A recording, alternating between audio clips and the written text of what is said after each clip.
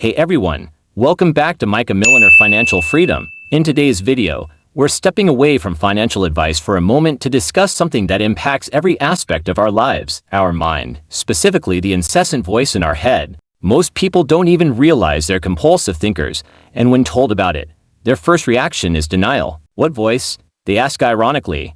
That's the voice speaking. In this video, I'll be sharing 5 life-changing lessons from Eckhart Tolle's book, A New Earth, that can help you break free from the hold this voice has over your life. Let's dive in. 1. Who are you? The voice in your head is not who you are. It's just a stream of thoughts that you've become so identified with that you don't even notice it's separate from you. Who are you really? You're the one who watches those thoughts. Try this. Pause for a moment and observe your thoughts as if they were someone else's. You'll notice that there are 2 things happening: the thoughts and the observer. The observer is your true self. And that endless chatter? That's just a creature pretending to be you. 2. Humanity's biggest disease: constant thinking. Constant thinking is one of the most detrimental habits humans have. It's so normalized that most people don't even see it as a problem. In A New Earth, Tolle explains that unchecked thinking is like giving the most powerful tool on the planet to your brain over to a monkey. When you think without awareness, your mind controls you rather than the other way around. Tolle shares a story of a woman on a train who was talking out loud to herself angrily, unaware of her surroundings. He realized the only difference between them was that she spoke her thoughts aloud while his raged inside. The lesson? We are all constantly talking to ourselves, but it's not always obvious. 3. What is the voice in your head made of? That incessant voice is your ego. The ego is a collection of old thoughts, identities, and labels you built up over time. It attaches itself to things, possessions, titles, roles, and even ideas like nationality or religion. Children don't start with an ego. They refer to themselves in the third person, like Johnny is hungry, but as they grow, they develop a sense of I, and that I becomes entangled with external labels. This identification with things is what strengthens the ego. The more attached we are to roles and possessions, the stronger the voice in our head becomes. 4. The many faces of ego shows up in various ways throughout our daily lives. Here are a few common examples. The ego's need to feel superior. Have you ever felt a brief moment of satisfaction just before telling someone news they haven't heard yet? That's the ego enjoying a feeling of superiority. Ego and fame. Dropping names of important people to gain favor is another ego tactic. It's not about you. It's about strengthening the false self by associating with someone who has power or recognition. Role-playing. The way you act around your boss may differ from how you act around your child or friend. This is the ego assuming different roles rather than letting you be your true self in all situations. Ego and competition. The ego resists cooperation because it fears that someone else's success will diminish your own. But Tolle reminds us that helping others does not lessen us. It enhances us. Ego and negativity. The ego thrives on negativity and even sees it as beneficial, believing it will somehow get what it wants by being angry, frustrated, or resentful. Ego and scarcity. If you constantly think the world is withholding love, recognition, or money from you, it's because you're withholding those things from others. Give freely, and you'll receive freely. Ego and illness. Sometimes people identify so strongly with their illness that it becomes part of their identity. The ego doesn't care if it's a negative identity as long as it has something to cling to. Reactivity and complaining. The ego loves to react and complain because it allows it to feel right,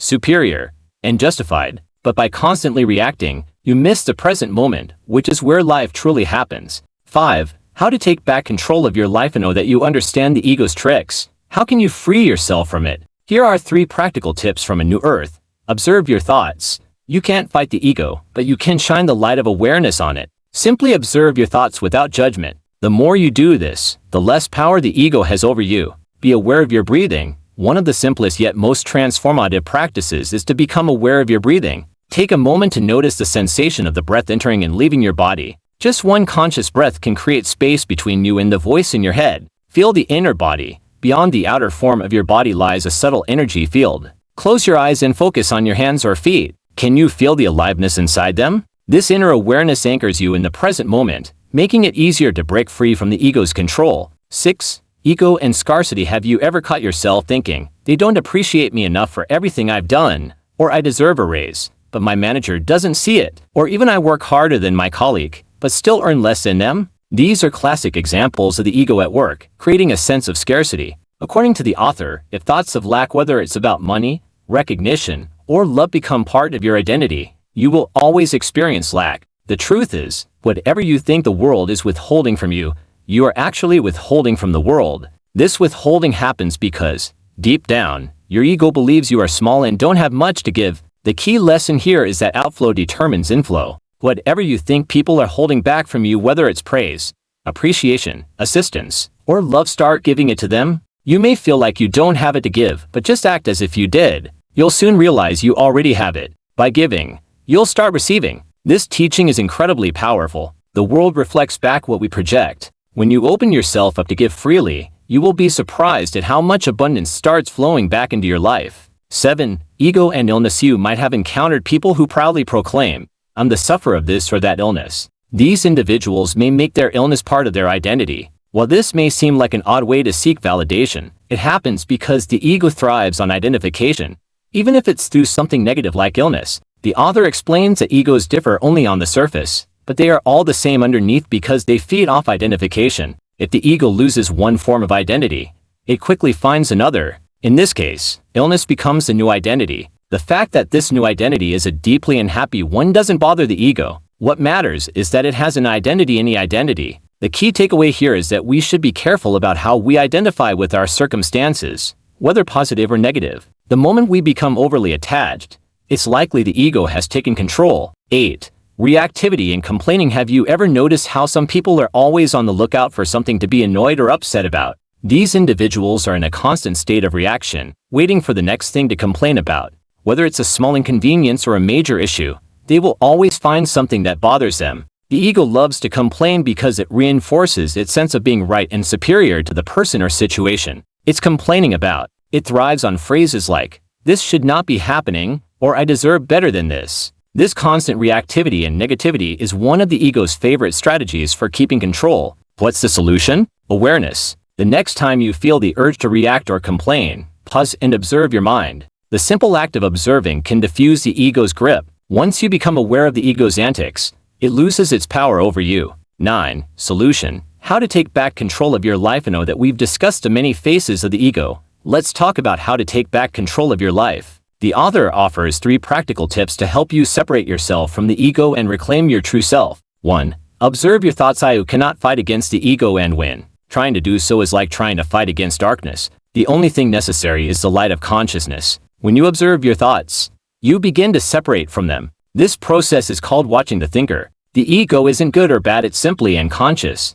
When you observe it in yourself, you're already starting to go beyond it. You'll notice egoic behaviors within yourself and, in time, you'll learn not to take them too seriously. When you observe the ego, it dissolves. Awareness is the key to breaking free from egoic patterns. 2. Be aware of your breathing. The author suggests that being aware of your breathing is one of the simplest yet most transformative practices. It brings you into the present moment and out of the endless stream of thoughts that dominate your mind. You don't need to go on retreats or attend seminars to achieve this awareness. Simply paying attention to your breathing throughout the day can create profound change. Notice the sensation of air moving in and out of your body. This small practice can open up space in your life where there was once only a continuous succession of thoughts. 3. Feel the inner body beyond your physical form. There is an intense energy field that's alive within you. The author calls this your inner body. To become aware of this, try closing your eyes and tuning into the feeling of aliveness inside your hands, feet, or other body parts. You might start with a slight tingling sensation or a subtle feeling of energy.